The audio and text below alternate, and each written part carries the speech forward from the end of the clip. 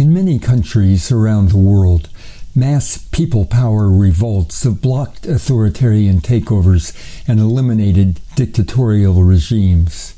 This commentary presents 4 cases from around the world that illustrate the potential power of such social strikes. As Trump's MAGA authoritarianism grows, such actions provide a potential means for reasserting popular democracy. Donald Trump and his accomplices are conducting an attack not only on democracy, but on society. This is manifested in their executive usurpation, also known as creeping coup, which is seizing all the powers of the government and concentrating them in the personal will of the president. It involves the elimination of all bases of opposition, not only in the agencies of government, but in civil society, including universities, trade unions, and media. It is revealed in stormtrooper violence, with unidentified armed masked men invading communities and workplaces and seizing people with no legal justification. And it is seen in government actions that punish opponents and provide billions of dollars of benefits to supporters. A movement-based opposition to the MAGA assault on society is growing. It is developing in the electoral system, as illustrated by the rise of Zoran Mamdani. It is developing in the streets, for example, the massive nonviolent direct action to protect immigrant neighborhoods from ICE attacks and the 5 million people who turned out for No King's Day. This opposition, if it continues to grow, may undermine MAGA power and ultimately remove Trump and his associates from office. But what about a worst-case scenario where neither electoral nor non-electoral opposition forestalls a MAGA tyranny?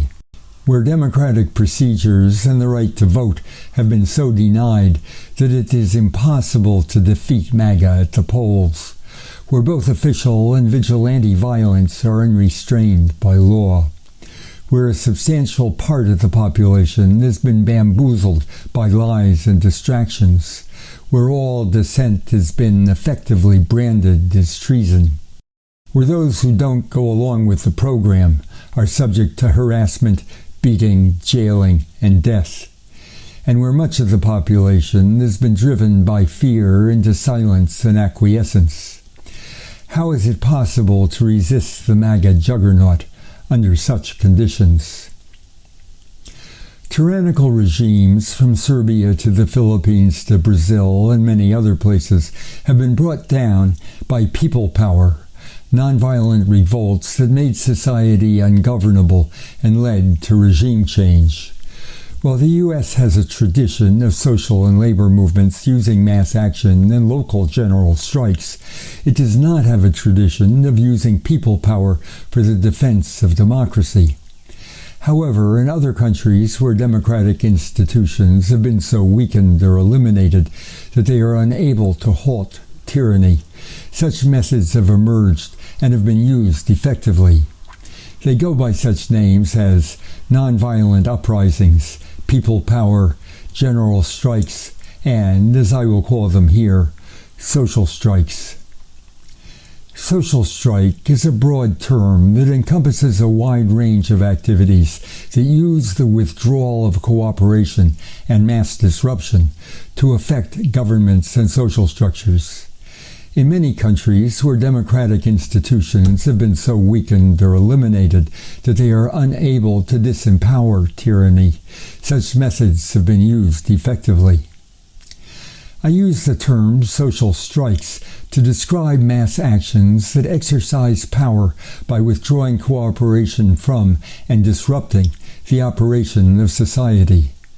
The goal of a social strike is to affect not just the immediate employer, but a political regime or social structure. Such forms of mass direct action provide a possible alternative when institutional means of action prove ineffective. In all their varied forms, they are based on Gandhi's fundamental perception that even the most powerful cannot rule without the cooperation of the ruled. This commentary presents examples of social strikes that have defeated coups or eliminated authoritarian regimes in other countries. President Trump has been engaging in executive usurpation, also known as a creeping coup. If at some point his power is threatened, it is entirely plausible that he will turn to a full-scale coup.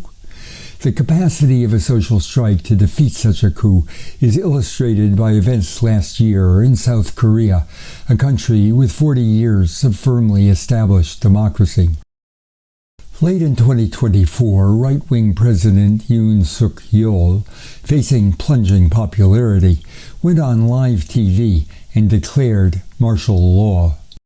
Yoon alleged that the Democratic Party, which had a majority in the National Assembly, was conducting anti-state activities and collaborating with North Korean communists to destroy South Korea. His martial law order prohibited political activities, including gatherings of the National Assembly and local legislatures, and suspended freedom of the press. Yoon reportedly ordered the arrest of various political opponents, including the leaders of the Democratic Party and his own People's Power Party. Soldiers appeared at the parliament and attempted to arrest MPs. Workers, students, and ordinary people flooded the streets and rushed to Parliament, where they faced martial law troops and broke through the military blockade. The Korean Confederation of Trade Unions and the Korean Public Service and Transport Workers Union declared a general strike. A series of strike rallies called for Yoon's resignation and, beyond Yoon, union demands of just working conditions and public policies to ensure quality public services for all Koreans. Railroad workers, subway workers, metal workers, and other trade unionists announced they would join the strike. After the military blockade of Parliament was broken, the National Assembly was able to vote and blocked the martial law order 190-0. After 6 hours, faced with near universal condemnation, President Yoon rescinded the martial law order. A statement by the Korean Confederation of Trade Unions said, "Our citizens, armed with nothing but conviction, rushed to Parliament and stood against the martial law troops. Through sheer determination, they broke through the blockade, enabling Parliament to lift the martial law. Once again, it was our citizens who protected democracy." When Yoon refused to step down and his party refused to allow him to be impeached, hundreds of thousands of Koreans continued to demonstrate daily for a week. As 200,000 people marched outside, the parliament finally voted to impeach him. The crowd erupted in celebration as the result was announced. Young South Koreans danced, sang, and exchanged hugs, and waved K-pop light sticks, which had quickly become a symbol of resistance. Yoon was immediately suspended. This was followed by a half-year of turmoil in which Yoon was eventually impeached and the opposition voted into office. Trump has already sent the Marines into Los Angeles and sent the National Guard to occupy Washington, D.C. His minions have arrested senators, representatives, judges, and mayors. It would be entirely in character with his long-standing behavior to discover a trumped-up conspiracy and use it as a pretext for seizing still more power. Defeating such a coup might require and might call forth the kind of social strike that restored democracy to South Korea. After the 2019 election in the U.S., President Trump attempted to retain the presidency by trying to falsify the results. Fortunately, the forces defending democracy were powerful enough to defeat his effort. The defeat of dictatorship in Serbia in 2000 illustrates how a social strike could be used to protect an election and thereby terminate an autocracy. In 1988, despite the circumvention of electoral laws, repression of universities, restriction of media, and ethnic cleansing, Serbia, under Slobodan Milosevic, was still holding elections of a sort.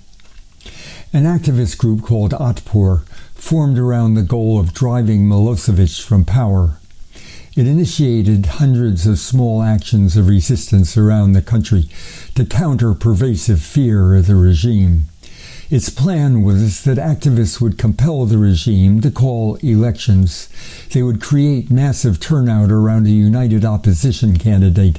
They would join other non-governmental organizations in carefully monitoring election results so they could document their victory, and they would use mass non-compliance leading up to a general strike if and when Milosevic refused to step down. In 2000, Otpor pushed 18 of Serbia's squabbling opposition parties to form a coalition to support a unity candidate, promising to deliver 500,000 votes to the unity candidate, but threatening to put 100,000 protesters at the door of any politician who betrayed the coalition. As elections approached, the regime called Otpor an illegal terrorist organization. Police raided its offices and shut down independent radio and TV stations. Each day, an average of 7 activists were arrested. Meanwhile, the opposition organized 10,000 election monitors. After the election, they announced exit polls showing Milosevic had been defeated by a 50% to 35% margin. Instead of accepting the results, Milosevic refused to leave office and demanded a runoff election.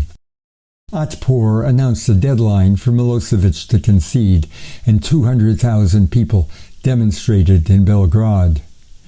The opposition called on the population throughout the country to perform any acts of civil disobedience they have at their disposal.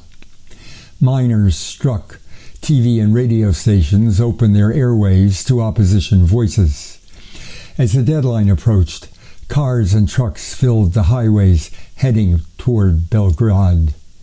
Police put up roadblocks and were issued orders to shoot, but seeing the size of the convoys, they abandoned their barricades. 500,000 people gathered in Belgrade. Police fired tear gas, but when the crowd stood its ground, riot police began running away, or joining the crowd. The opposition candidate declared victory, and Milosevic accepted his defeat. Dictators often use fraudulent elections to establish or maintain their power. The means to do so range from denial of voting rights to arresting or disqualifying opposition candidates to trumped-up conspiracies to armed terrorism. A classic case was the election called in 1986 by Philippines dictator Ferdinand Marcos and its defeat by a revolt of almost the whole of society. After the assassination of opposition leader Benigno Aquino Jr. in 1983, Philippine dictator Ferdinand Marcos met growing protests. Marcos called a presidential election for February 1986. Aquino's widow, Corazon Aquino, was backed by all major opposition parties. Marcos's campaign included vote buying and the murder of more than 70 opposition workers. On election day, casting of fake ballots and falsification of returns were widely witnessed. Marcos claimed victory, but Mrs. Aquino met with opposition leaders and proposed a long, nonviolent campaign of what she dubbed people power. Top military officers resigned, withdrew support from Marcos, recognized Aquino as a legitimate winner, and fled to military camps in Manila. The leader of the city's Roman Catholic Church appealed on nationwide radio for people to nonviolently protect the officers and prevent bloodshed. By midnight, 50,000 people had surrounded the camps. 2 days later, it was more than 1 million. Marcos ordered tanks and armored transports to attack. Nuns knelt in front of the tanks, and priests climbed on them and led 1 million protesters, plus soldiers, in prayer. The troops turned back. Next day, Marcos ordered another assault, but the commanding officer ordered his troops to return to their base. The military rebels announced that 90% of the armed forces had defected. Large crowds took over the government television station. The next day, Marcos fled the country and Aquino was inaugurated president. Ever since, mass nonviolent direct action has been known around the world as people power. Marcos's electoral coup indicates the level of violence and repression that an autocrat may use in order to perpetuate their power. His opponent's mobilization of people power shows the possibility of overcoming even such massive repression. Social strikes may also be triggered by behavior by those in power that outrages the people and violates widely shared norms. Consider the 2019 people's impeachment of the governor of Puerto Rico. On July 13, 2019, a Puerto Rican public interest group, Center for Investigative Journalism, released more than 800 pages of online chats between Governor Ricardo Rossello and 11 of his closest cronies. The chat group members attacked and belittled disabled people, fat people, and gays, including Puerto Rican actor, writer, and pop star Ricky Martin. They made jokes about those who had died from Hurricane Maria, and they revealed corruption and toleration of corruption. Governor Rossello criticized the Puerto Rican former Speaker of the New York City Council, Melissa Mark Viverito, saying, "Our people should beat up that whore." When the island's chief fiscal officer wrote that he was salivating to shoot the mayor of San Juan, Rossello replied, "You'd be doing me a grand favor." Dubbed WikiLeaks, the revelations caused an instant public outcry. Almost immediately, Puerto Ricans began protesting outside the governor's mansion, calling for Rossello to resign. Ricky Resign became an instant hashtag and slogan. Protesters were described as including unionists, students, socialist groups, unemployed youth, rainbow flag-waving queer and transgender folk, people with disabilities, and elders. Also spotlighted at marches were a committed group of radical feminists, Colectiva Feminista en Construcción, who had long been clamoring for Rossello to acknowledge that there was a crisis of violence against women in Puerto Rico. For 3 days, the crowds swelled. They were overwhelmingly peaceful, but a few plastic bottles and other objects were thrown at the police, possibly by agents provocateurs. Eventually, police began arresting protesters and attacking them with tear gas and rubber bullets. That further incited popular outrage. Many newspapers and leading political figures from all political parties joined the call for the governor's resignation. At 8 every evening, people throughout the island banged pots and pans from their balconies, windows, and streets in the traditional Latin American cacerolaza.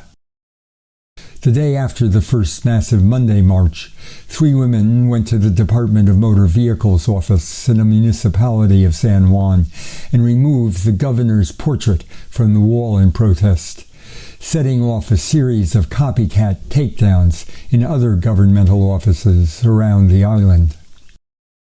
Meanwhile, the crowds outside the governor's mansion continued to grow larger every day. Early on the morning of July 23rd, people from across the island boarded trains and cars bound for the capital. Schools shut down, San Juan's largest mall shut down, and banks stayed closed in what was widely referred to as a general strike. A march shut down miles of the Las Americanas highway.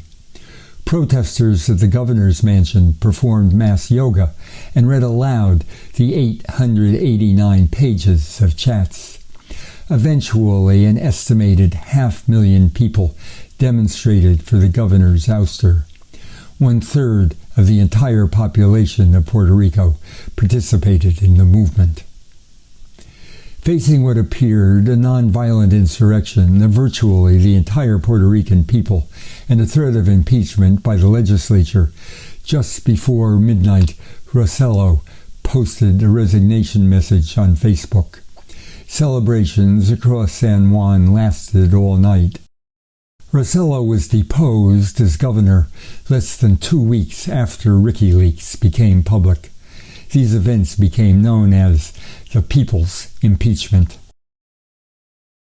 These examples illustrate the possibility of using social strikes to defeat authoritarian regimes and outrageous behavior by those in power. They also indicate that there is no off-the-shelf model for social strikes. The conditions that give rise to them are varied, although they usually include severe repression and growing popular discontent.